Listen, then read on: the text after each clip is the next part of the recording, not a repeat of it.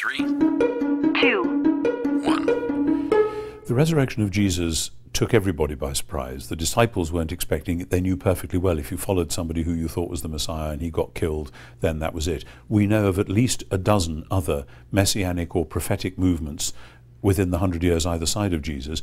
They routinely ended with the death of the founder, and if the movement wanted to continue, they didn't say, oh, he's been raised from the dead. They said, let's find his brother or his cousin or somebody who can carry on this movement. We can see how those Jewish groups did that.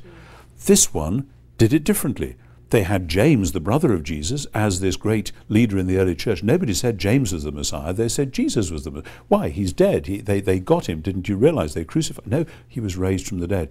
The only way you can explain why Christianity began and why it took the very precise shape it was is, let's say it cautiously, first, they really did believe he was bodily raised from the dead. And then if you take the second question and say, why would they believe that?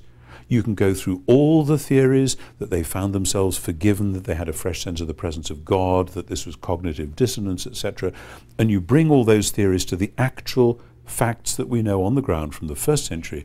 They just don't fit. The only way you can explain the rise of the early Christian belief that Jesus was raised is that there really was an empty tomb. They really did meet Jesus alive again in a transformed body, and the thing makes sense. Of course, when I wrote a big book on this, my philosophy tutor from Oxford, who was an atheist, read it, and he said, great book, you really make the argument. He said, I simply choose to believe that there must be some other explanation, even though I don't know what it was. I said, fine, that's as far as I can take you. I can't bully you into saying, therefore you must believe, because to do that requires a change of worldview.